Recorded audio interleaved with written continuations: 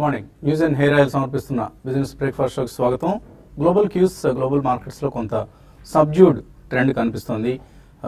But SX Nifty మాత్రం strong గా ఉంది. 9161 ఒక 17 పాయింట్ల లాభంతో ట్రేడ్ అవుతోంది.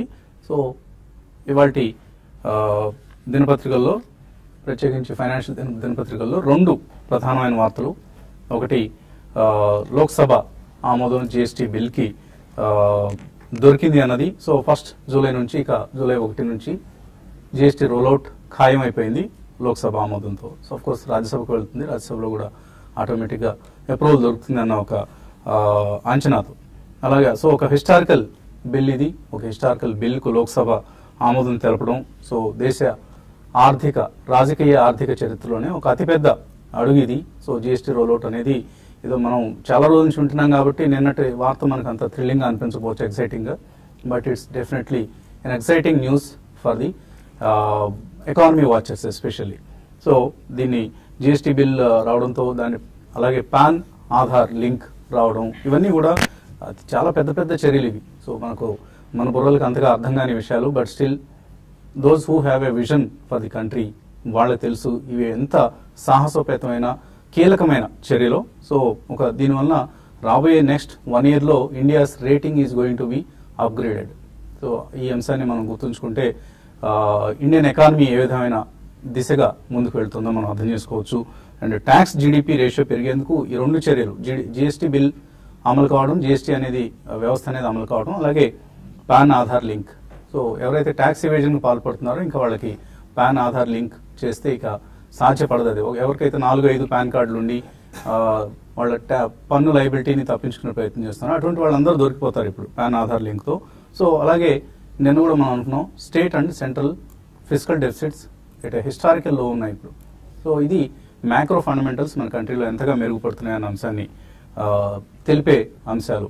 సో ఇది ఒక వార్త అయితే. రెండోది supreme court bans sale registration of BS3 vehicles from April 1st. So ఒక పరిశుభ్రమైన పచ్చటి వాతావరణం వైపు మన ఫ్యూచర్ జనరేషన్స్ కి ఒక క్లీనర్ ఇండియాని అందించే దిశ వైపు జరుగుతున్న ప్రయత్నం ఇది. సుప్రీంకోర్టు ఇప్పుడు BS3, BS4 అని మనం పొల్యూషన్ నామ్స్ ఎప్పటికప్పుడు రివైజ్ చేసుకుంటూ పొల్యూషన్ ని తగ్గించుకునే ప్రయత్నం చేస్తూ ఉంటాం. Vehicular pollution is the major culprit for countries pollution.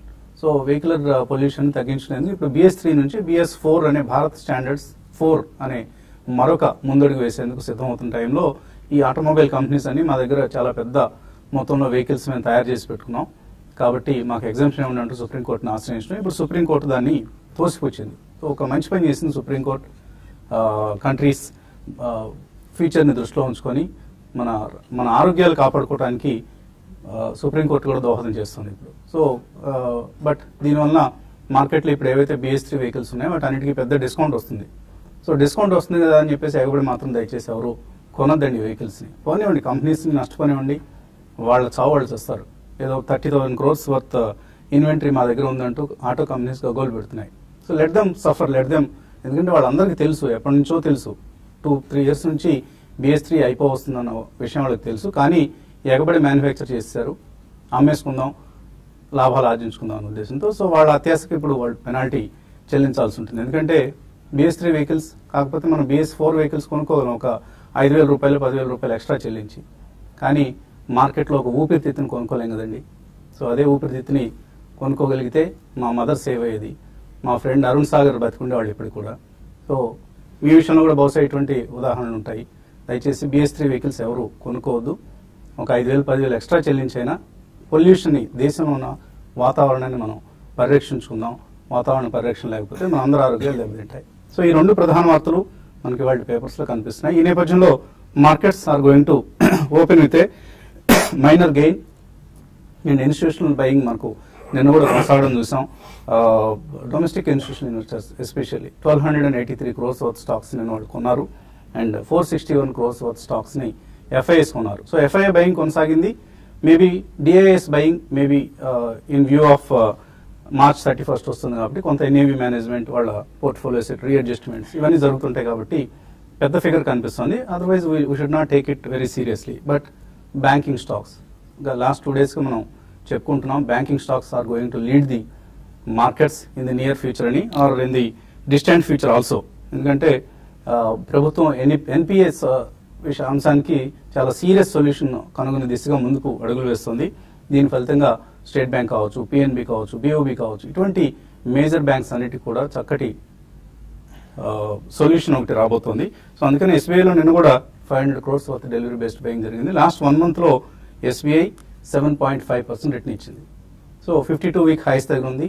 Same is the case with bank of Baroda 5.5% పెరిగింది.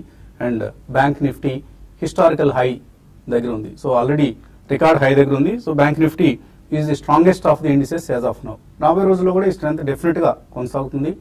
And be invested, keep investing in PSU bank stocks followed by private sector banks and of course financial services లో ఇంకా other components like housing finance companies or NBFCs ఇటువంటి స్పేస్ లో తప్పకుండా మీ పోర్ట్ఫోలియోని at least keep 1/3 of your portfolio filled with the stocks. So ఇది మనం ప్రస్తుతం చేయాల్సిన పని. మార్కెట్స్ పరిస్థితి గురించి మాట్లాడడానికి అనలిస్ట్ సిద్ధంగా ఉన్నారు మనతో. సో ఒక స్ట్రాంగ్ ట్రెండ్ మళ్ళీ మనం చూస్తున్నాం. Recent dips, recent declines, consolidation తర్వాత. So near term earnings outlook ఎలా ఉంది? Earnings outlook I think December కంటే కొద్దిగా మెరుగ్గానే ఉంటుందని అందరూ అంచనాలు వేస్తున్నారండి. సో ఆ కారణం వలన I think it's going to be better only, especially banking stocks మీరు ఇప్పుడు అన్నట్టు they will lead the way. And ఎప్పుడైతే మనకి ఎకానమీ పుంజుకుంటుందో, ఎకానమీ జీడిపి గ్రోత్ రేట్స్ రాబోయే 2-3-5 years లో పెరుగుతాయి అనుకున్నారో, first it has to be led by finance అండి. Subsequently all the other sectors will follow. Service sector కానివ్వండి, మ్యానుఫ్యాక్చరింగ్ కానివ్వండి, హెల్త్ కేర్ కానివ్వండి, ఇటువంటివన్నీ కూడా first finance will lead the way. So ఈ కారణం వలన తప్పకుండా మనకి banking stocks will be in limelight. And few public sector banks and rest of the private sector banks కూడా there will be a lot of consolidation. Number 1 raising of money. ఈ రోజు కోటక్ వాళ్ళు how much money they are going to raise అనేది కూడా announce చేయబోతున్నారు. So ఇవన్నీ మనం తీసుకుంటే మాత్రం housing and finance, also NBFCs which cater to consumer finance, మనకి రాబోయేది కూడా సమ్మర్ కాబట్టి వైట్ గూడ్స్ ఇటువంటివన్నీ కూడా డెఫినెట్లీ లైమ్లైట్ లోకి వచ్చే అవకాశం ఉంది. Again agricultural sector will come back in to limelight అండి. ఎందుకంటే మనకి లాంగ్ పీరియడ్ యావరేజ్ కంటే 95% ఉంటుందన్నారు. Just a shade below normal rainfall ఉంటుంది అంటున్నారు. కానీ డ్రౌట్ సిచ్యువేషన్ మాత్రం ఇప్పటిదాకా స్కైమెట్ అనే ప్రైవేట్ సంస్థ వాళ్ళు చెప్పారు. సో డ్రౌట్ అయితే లేదు, but if you can manage the water issue I think we're going to be good even agriculture season లో. ఈ కారణం వలన రాబోయే 4 to 6 weeks లో ఆల్మోస్ట్ అన్ని రిజల్ట్స్ కూడా వస్తాయండి. Be ready with your money. ఎక్కడైతే మనకి కొన్ని sectors will definitely outperform అండి, barring maybe telecom 1 or 2 sectors పక్కన పెడితే rest of the other sectors అన్ని కూడా ఎకానమీ గ్రోత్ లో పార్టిసిపేట్ చేసే అవకాశం ఎక్కువ ఉంటుంది. కాబట్టి వన్ షుడ్ డెఫినెట్లీ బై రాబోయే 3 to 6 weeks లో ఎక్కడెక్కడ మనకు ఆపర్చునిటీ వచ్చినా ఫస్ట్ ప్రైస్ పాయింట్లు మాత్రం తప్పకుండా కొనాలి. ఈ రోజు సాయంత్రం కోటక్ బ్యాంక్ వాళ్ళు మనీ రేజ్ చేస్తున్నారు. బట్ నిన్న ఆయన ఓన్లీ డిజిటల్ బ్యాంక్ అనేది ఒకటి కొత్తగా ఆయన నెక్స్ట్ 18 months లోపల కరెంట్లీ ఉన్న క్లయింట్ బేస్ ని డబుల్ చేస్తాం అనుకుంటే it's a very bold statement by Kotak bank. కాబట్టి ఇది మొత్తం ఫైనాన్స్ లో కూడా it will kick in a lot of interest. కాబట్టి వన్ షుడ్ డెఫినెట్లీ బై. మీరు అన్నారు 1/3 ఆఫ్ యువర్ పోర్ట్ఫోలియో అన్నారు. Definitely, majority of the portfolio should consist of banking, financial services, housing finance companies, consumer finance companies, and also agri-focused finance companies.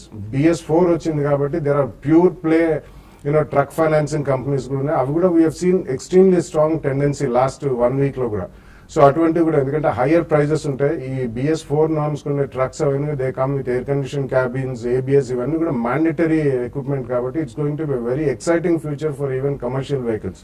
So all in all definitely get ready. రాబోయే 3 to 6 weeks లో any opportunity that comes, either all overall market లో dip వచ్చినా, sectoral or even company specific వచ్చినా కానీ తప్పకుండా one should load the money with stocks అని చెప్తాను. So ఇవాళ ఎక్స్పైరీ వోలటైలిటీ ఎలా ఉంటుంది అండ్ ఒక పాజిటివ్ బయాస్ మార్కెట్స్ ఓపెన్ కాబోతున్నాయి, ట్రేడర్స్ ఏం చేయాలి? చూడండి, ఈ రోజు ట్రేడింగ్ పరంగా కొంచెం డిఫికల్టీ ఉండొచ్చు, ఎందుకంటే గ్లోబల్ మార్కెట్స్ కొంత వీక్ ఉన్నాయి. అయితే మన మార్కెట్స్ లో లాస్ట్ ఫ్యూ డేస్ గా డొమెస్టిక్ ఫండ్స్ బయింగ్ రావడంతో ఏంటంటే క్వాలిటీ స్టాక్స్ లో కొన్ని బాగా పెరగడం చూసాము, అటు FIs అటు డొమెస్టిక్ ఫండ్స్. కాబట్టి ఈవెన్ గ్లోబల్ మార్కెట్స్ వీక్ ఉన్నా కూడా మన మార్కెట్స్ అవుట్ పర్ఫార్మ్ చేయొచ్చు. ఒకవేళ ఈవెన్ మా నిఫ్టీ పరంగా పెద్దగా మూవ్ లేకపోయినా కూడా స్టాక్ స్పెసిఫిక్ యాక్షన్ అనేది అంటే స్టాక్స్ పెరగడానికి అవకాశాలు కూడా ఉన్నాయి. అయితే ఎక్కువగా ఏంటంటే F&O స్టాక్స్ లో తర్వాత నిన్న పెరిగిన స్టాక్స్ కానీ చూసుకుంటే క్వాలిటీ స్టాక్స్ లోనే బయింగ్ కనపడింది. అంటే ఇది ఒక ఇండికేటర్, అంటే ఫండ్స్ బయింగ్ అనేది దానికి ఇది ఒక ఇండికేటర్ అని చెప్పొచ్చు.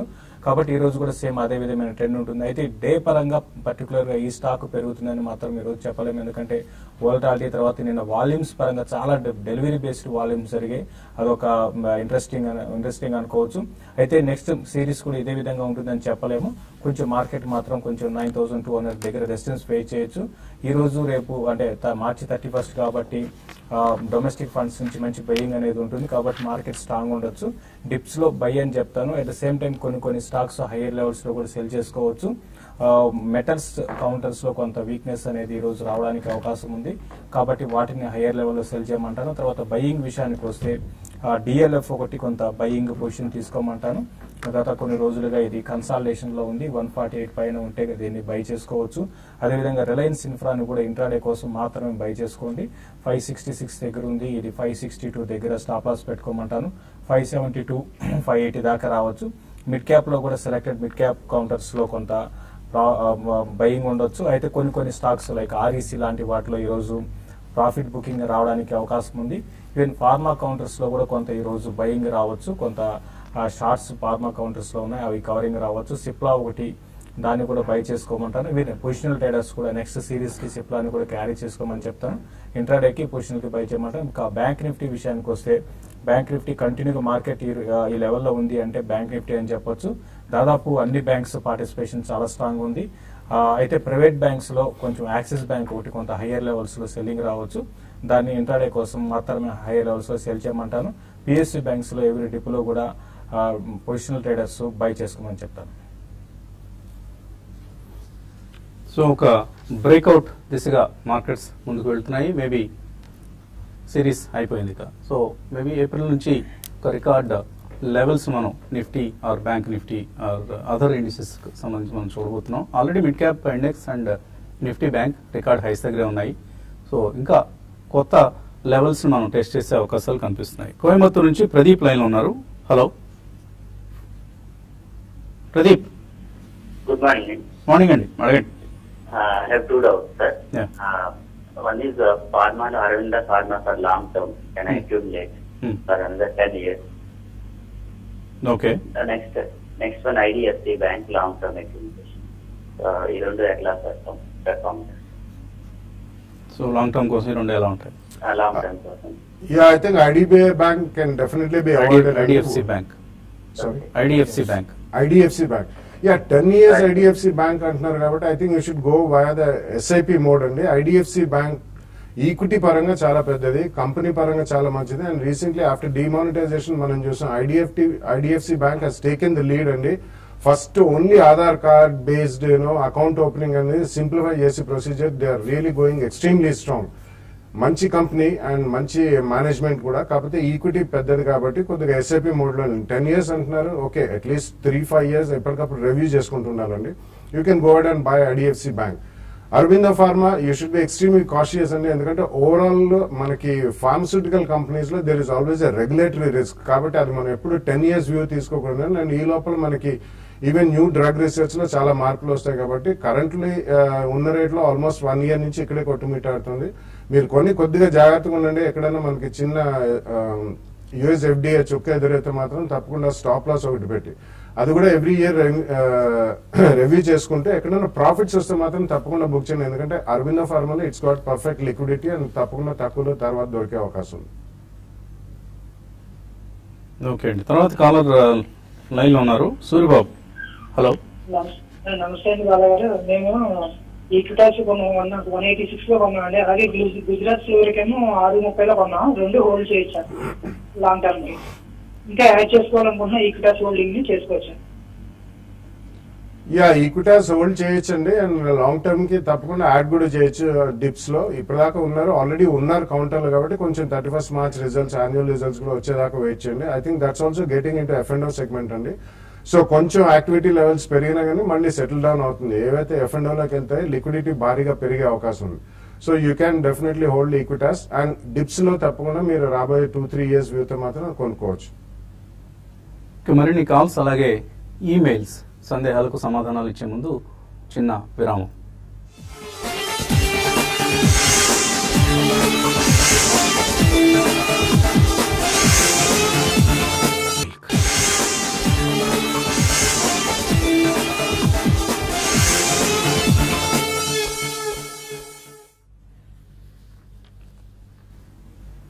న్యూస్ అండ్ హెయిర్ ఆయిల్ సమర్పిస్తున్న బిజినెస్ బ్రేక్ఫాస్ట్ షోకి తిరిగి స్వాగతం.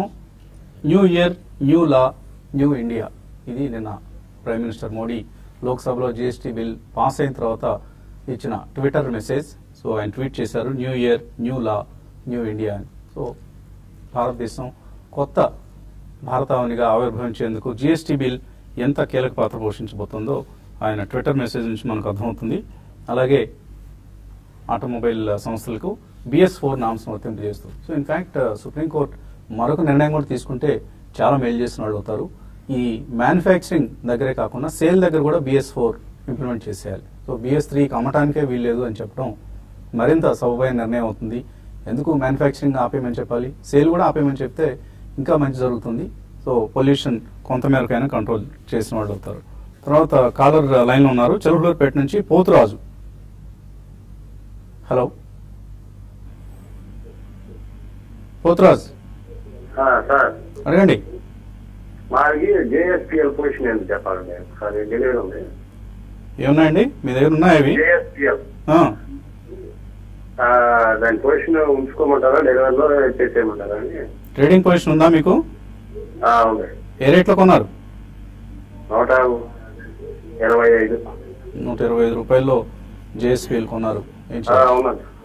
అంటే ఇది బాగా పెరిగిన స్టాక్ అండి, పెరిగి డౌన్ ట్రెండ్ స్టార్ట్ అయిన స్టాక్ అండి. షార్ట్ టర్మ్ కి ఇది అంటే ఇన్వెస్ట్మెంట్ కి మార్కెట్ లో లిక్విడిటీ ఉంది. కంపెనీ పరంగా కూడా ఈ మధ్య కాలంలో బాగా స్ట్రాంగ్ అయిందండి ఫండమెంటల్స్ కూడా. కాబట్టి ఇన్వెస్ట్మెంట్ కి ఓకే అండి. షార్ట్ టర్మ్ ట్రెండ్ మాత్రం ఇది 124 ఆ లెవెల్లో కొంత రెసిస్టెన్స్ అనేది ఫేస్ చేయొచ్చు. నిన్న కూడా చూసాము మార్కెట్ స్ట్రాంగ్ ఉన్నా కూడా లాస్ట్ 2 days లో కూడా ఇది డౌన్ ట్రెండ్ స్టార్ట్ అయింది. ఇది కొంత కొనసాగే అవకాశం ఉందండి. ఎందుకంటే ఇది ఒక 60 రూపాయలు 70 రూపాయల నుంచి నాన్ స్టాప్ గా పెరిగింది, అది కూడా ఒక ఫ్యూ మంత్స్ లోనే. కాబట్టి సెల్లింగ్ అనేది ఉంటుంది. షార్ట్ టర్మ్ అయితే ఇంకా 112 ఈవెన్ 112 బిలో కూడా రావచ్చు. మీరు ఇన్వెస్ట్మెంట్ కి హోల్డ్ చేయండి. షార్ట్ టర్మ్ కి మీ రేటుకి వచ్చినప్పుడు ర్యాలీస్ లో ఎగ్జిట్ కమ్మని చెప్తారు. So metal pack all metal stocks లో మనం కొంత కరెక్షన్ చూస్తున్నాం. బాగా పెరిగిన తర్వాత JSPL జిందాల్ స్టీల్ లో కూడా అదే ట్రెండ్ మనం గమనిస్తున్నాం. సుధాకర్ రావు తర్వాత caller. Hello sir, good morning sir. Morning అండి, అడగండి. సార్, నేను I bought 80 Apollo Hospitals at the rate of 1200 sir. దాని పొజిషన్ చెప్తారా to hold or sir? Apollo Hospitals కొన్నారు, 80 షేర్స్ కొన్నారు. It's more of a trading share అండి. ఇది pure play investment కి అయితే పనికిరాదు. ఎందుకంటే హాస్పిటల్ రంగానికి చెందిన షేర్స్ అని కూడా long gestation period. Though Apollo hospital established number 1 company listed space లో. బట్ మీకు ఎక్కడైనా కానీ ఒక 10 to 12% ప్రాఫిట్ వస్తే మాత్రం తప్పకుండా బుక్ చేయమని చెప్తానండి. ఎందుకంటే ఇది F&O లో కూడా ఉంది. And Apollo hospitals last 2-3 years నుంచి కూడా ఆల్మోస్ట్ ఇదే జోన్ లో కొట్టుమిట్టాడుతుంది. సో ఈ క్వార్టర్ రిజల్ట్స్ చూడండి, ఎక్కడైనా జంప్ వస్తే తప్పకుండా మీరు ప్రాఫిట్ బుక్ చేయండి.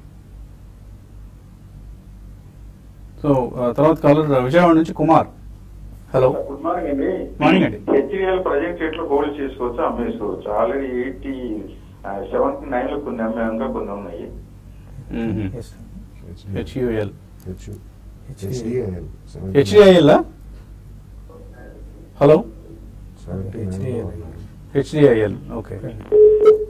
అంటే హెచ్డిఐలు మీరు ఒకటేనే షార్ట్ టర్మ్ ట్రెండ్ మాత్రం రియల్ ఎస్టేట్ లో అప్ ట్రెండ్ అనేది ఉందండి. అయితే నిన్న కొంచెం సెల్లింగ్ అనేది హెచ్డిఐలో చూసాము. అయితే ఉన్న వాటిలో ఉన్న రియల్ ఎస్టేట్ ప్యాక్ లో హెచ్డిఐలు అంత స్ట్రాంగ్ లేదండి. ఫండమెంటల్స్ కూడా బాగాలేవు. ఇది ట్రేడింగ్ స్టాక్ అండి. కాబట్టి మీరు బెటర్ ఏంటంటే హెచ్డిఐ నుంచి ఈవెన్ సెక్టర్ పరంగా స్ట్రాంగ్ ఉన్నా కూడా ఇది అంత పెరగడం లేదు మీరు గమనిస్తే. కాబట్టి మీరు ర్యాలీస్ లో ఎగ్జిట్ కమ్మంటాను. మీరు ఇదే స్పేస్ లో ఉండాలి అంటే మాత్రం వేరే వాటికి షిఫ్ట్ కమ్మని చెప్తాను. ఈవెన్ DLF కి వెళ్ళొచ్చు, లేదా గోద్రేజ్ ప్రాపర్టీస్ కి లాంగ్ టర్మ్ కోసం గోద్రేజ్ ప్రాపర్టీస్ ని మీరు బై చేసుకోమని చెప్తాను. దీంట్లో అయితే ర్యాలీస్ లో ఎగ్జిట్ కమ్మని చెప్తాను. ఓకే అండి. తర్వాత మెయిల్స్ విషయానికి వస్తే శ్రీకాంత్ రెడ్డి మెయిల్ పంపించారు. DLF టాటా మోటార్స్ కొనుక్కోవడానికి ఇది కరెక్ట్ సమయమేనా, లెవెల్స్ ఏమైనా చెప్తారా? DLF కంటిన్యూగా ఒక 104 నుంచి 150 దాకా వచ్చింది. కాబట్టి ఒక రియాక్షన్ రావచ్చండి. అయితే మీరు మీరు మార్చి సిరీస్ అయిపోయినాక ఏప్రిల్ ఫస్ట్ వీక్ లో చూడండి, కొంచెం కన్సాలిడేట్ అయ్యి కొంచెం కరెక్ట్ కావచ్చండి డిఎల్ఎఫ్. అప్పుడు మీరు డిఎల్ఎఫ్ ని మీరు పిక్ చేసుకోమంటాను. అయితే కొంచెం దీనికన్నా మీకు ఇంతకుముందు అన్నట్టుగా గోద్రేజ్ ప్రాపర్టీస్ వైపు ఇన్వెస్ట్మెంట్ కి వెళ్ళొచ్చు. లెవెల్స్ పరంగా చూడాలంటే కరెక్షన్ స్టార్ట్ అయితే 138 దాకా రావచ్చండి. రెసిస్టెన్స్ 154 దాకా 54 దగ్గర ఉంది దీనికి. తర్వాత టాటా మోటార్స్ విషయానికి వస్తే ఇది మాత్రం బాగా కన్సాలేషన్ అవుతూ చిన్న అప్ ట్రెండ్ ఉందండి. టాటా మోటార్స్ 440 ఆ లెవెల్లో దీనికి చాలా స్ట్రాంగ్ సపోర్ట్ ఉంది. 440, 420 జోన్స్ అండి. అది కూడా నెక్స్ట్ మీ సిరీస్ నెక్స్ట్ వీక్ లో మీరు కొనుక్కోమని చెప్తారు. సురేష్ రాయల్ మెయిల్ పంపించారు, హిందుస్థాన్ జింక్ షేర్స్ ఉన్నాయట, ఇవాళ అమ్మితే డివిడెండ్ వస్తుందా? తప్పకుండా వస్తుందండి. ఐ థింక్ నిన్న 29th March was the X dividend date, కాబట్టి ఇవాళ అమ్మితే మీకు డివిడెండ్ వస్తుంది. ఆల్రెడీ ఇవాళ మీకు ఎక్స్ డివిడెండ్ ప్రైస్ దగ్గరే షేర్ ఓపెన్ నేను ఆల్రెడీ కరెక్ట్ అయ్యింది, ఆల్రెడీ అయిపోయింది. 27 రూపీస్ కరెక్షన్ అవుతుంది, దానికి సంబంధించిన అడ్జస్ట్మెంట్ నేను జరిగింది.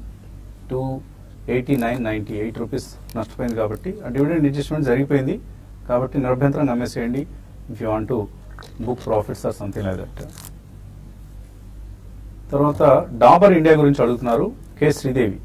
డాబర్ ఇండియా కొనుక్కోవచ్చా ఇక్కడ షార్ట్ టు మీడియం టర్మ్ కోసం? డాబర్ ఇండియా మీరు స్లోగా ఉంటుందండి. ఇది షార్ట్ టర్మ్ ప్లేయర్ కాదు, చాలా స్లోగా ఉంటుంది. ఎఫ్ఎంసీజీ స్టాక్స్ అని స్లోగా ఉంటాయి, అందులో మరి డాబర్ ఇండియా ఎక్కువ స్లోగా ఉంటుందండి. మీరు ఒక 3 నెలలు 4 నెలల కోసం అయితే కొనుక్కోవచ్చు. మళ్ళీ మాన్సూన్ బాగుంది అంటే మళ్ళీ ఎఫ్ఎంసీజీ స్టాక్స్ అన్ని కూడా బాగానే పర్ఫామ్ చేస్తాయి. వాటికి సీజన్ అన్నమాట ఇది, మే నుంచి జూన్ వరకు. కాబట్టి అట్లా మీరు ఒక 3 నెలల కోసం అయితే మీరు కొనుక్కోవచ్చు. డౌన్ సైడ్ పెద్దగా ఉండదండి. వెంకట్ అడుగుతున్నారు Rupa and company and of course Dabur India మళ్ళీ అడుగుతున్నారు. ఎక్కడైనా ఎవరైనా రికమెండ్ చేసి ఉండొచ్చు బహుశా. రూపా అండ్ కంపెనీ పరిస్థితి ఏంటి? 1 to 2 years కోసం తీసుకోవచ్చా? వాళ్ళు recently they have entered into A agreement with fruit of loom అని ఒక అండర్ గార్మెంట్స్ కంపెనీ అండి. It's among one of the top 5 brands అమెరికాకి చెందింది. అండ్ అదే కాకుండా లాస్ట్ ఇయర్ వాళ్ళు ఇంకొక అగ్రిమెంట్ ఎఫ్సి యూకే ఫ్యాషన్ అని, ఇట్స్ ప్రీమియం ఫ్యాషన్ అండి. ఈ రెండింటితో ఒప్పందాలు కుదుర్చుకున్నారు. అండ్ రీసెంట్ టైమ్స్ లో బాగా యాక్టివిటీ లెవెల్స్ కూడా చాలా స్ట్రాంగ్ గా మనం చూసాం. రూపా అండ్ కంపెనీ ఇండియాలో కూడా it's one of the strong companies in under garment segment. మంచి బ్రాండ్ రీకాల్ ఉంది అండ్ హ్యూజ్ రీటైల్ డిస్ట్రిబ్యూషన్ ఉన్న కంపెనీ అండి. సో 1 to 2 years అంటున్నారు కాబట్టి probably with 5-10% correction 2 price points లో కొనుక్కోవచ్చు. తర్వాత ఇంకా చాలా మెయిల్స్ ఉన్నాయి, కానీ సమయం కూడా మించిపోయింది. కాబట్టి వీటన్నిటిని మనం profityourtrade.in ఈ వెబ్సైట్లోకి వెళ్ళండి. TV5 మనీ ప్రసారాల్లో కలుసుకున్న తర్వాత ఈమెయిల్ సందేహాలు, అలాగే టెలిఫోన్ కాల్స్కు సందేహాలకు సమాధానాలు కొనసాగిద్దాం. Keep watching TV5.